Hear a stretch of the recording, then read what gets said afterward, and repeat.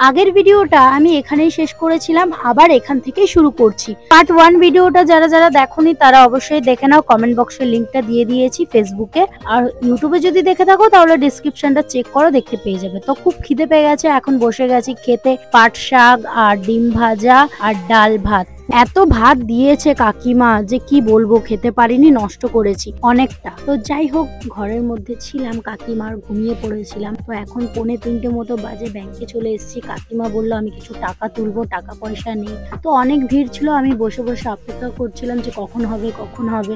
বিরক্তও লাগছিল, আর এই টাইমে খুব ঘুমও পাচ্ছিল। কি আর করার, কাকিমার শরীরটা ভালো নেই, পায়ে ব্যথা। তো এই যে অক্ষয়ের মা মানে কাকিমা হাসছে, কিন্তু যাই হোক আমাকে ফুল সাপোর্ট করে, বলে ভিডিও কর, পয়সা কামা, হ্যান ত্যান অনেক কিছুই। তারপরে এই যে কাকিমার টাকা তোলা হয়ে গেল। আমি কাকিমাকে বলছিলাম, কাকিমা তুমি টাকাটা গোনো, ক টাকা আছে দেখো, ঠিক দিয়েছে তো? তো আমাকে বলছে না তুই গোন। তো গোনা হয়ে গেল, 1000 টাকাই ছিল। তারপরে ব্যাংকের থেকে বেরিয়ে গেলাম, এখানে কাকিমা হাসছিল, ভিডিও করছিলাম বলে। আসলে কি বলতো, কাকিমা না হাঁটতে পারে না ঠিক মতো, পায়ে ব্যথা। হ্যাঁ, একবার পড়ে গেছিল, আমাকে বললো আমি একা একা হাঁটছিলাম, পড়ে গেছিলাম, কি বলবো তোকে। তারপরে আমিই বললাম কাকিমাকে যে তুমি একা একা কোথাও যাবে না, আমাকে বলবে, আমিও তোমার সাথে যাবো। তো বাজারের সামনেই কাকিমার বাড়ি। তো এখানে এসে একটা ওড়না কিনবো বলে জিজ্ঞেস করলাম দোকানদারকে যে কত দাম। বলছে 130 টাকা দাম। বাবারে। তারপর আমি দোকানদারকে বললাম 100 টাকা দেবো, দেবে? বললো না হবে না। তো দিল না। পাশের দোকান থেকে এই ওড়নাটা কিনলাম, এই ওড়নাটার দাম নিল 100 টাকা। ভালো লাগছে? তোমরা জানিও। তারপরে চলে এসেছি একটা কসমেটিক দোকানে, এখানে ক্লিপটার দাম জিজ্ঞেস করলো, বললো 20 টাকা, তো নিল না। তারপরে এই যে এই নাকের গুলো কি বলে, ম্যাড্রাসি নাকের বলে না কি নাকের বলে তোমরা জানিও, ঠিক আছে। তারপরে এইটা পছন্দ করলাম, এইটার দাম নিল 50 টাকা।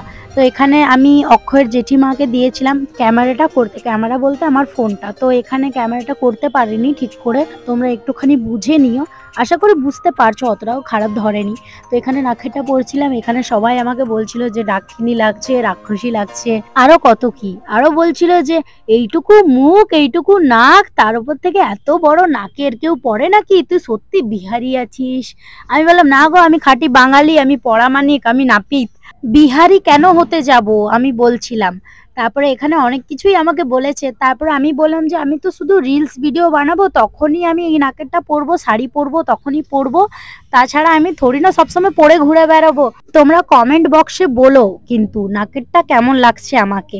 আশা করি ভালো লাগবে না, শাড়ি পরবো তখনই যা ভালো লাগবে। তো এখানে আমি ওটাই বলছিলাম অনেকবার করে। তো ভালো না, আমিও তোমাদেরকে বললাম এই এত বড় নাকের। তো যাই হোক, আমি সাজুগুজু করব, তোমাদের রিলস করে দেখাবো। তারপরে এখন দেখতে দেখতে বিকাল হয়ে গেছে, বিকালে টিউশন থেকে পড়ে চলে এলাম। তারপরে হোস্টেলে এসে এখানে মোমোটা খাচ্ছিলাম, পুরো বাসি, মনে হচ্ছে 3-4 দিনে পচা মোমো। তো এখানে আমার বোনকে বললাম যা ফেলে দিয়ে আয়, মোমো খাবো না, ফালতু মোমো। আমি দোকানদারকেও কিছু বললাম না, কি আর করবে, ওরা বাসি মোমো বিক্রি করবে। তো যাই হোক, এখানে আমার বোনকে ক্যামেরা করছি, বললাম যে রোলটা খাই চ, তুই খা, ভিডিও করি। ও বলছে না করিস না, হ্যাঁ তাই, মানে ও লজ্জায় পুড়িয়ে মরে যাচ্ছে পুরো লজ্জা করে। তারপর আমি রোলটা খাচ্ছি, ওই দোকানেই রোলটা খেলাম যে দোকানে মোমো খেয়েছিলাম। মোমোটা তো ঠিক মতো খেতেই পারিনি, দেখলে কতটা নষ্ট করলাম, পুরো পচা ছিল, খেলে আবার শরীর খারাপ করবে। তো যাই হোক, আজকের ভিডিওটা এখানে শেষ করে দিচ্ছি, আবার দেখা হচ্ছে নেক্সট ব্লগে। সবাই ভালো থেকো, টাটা, বাই বাই।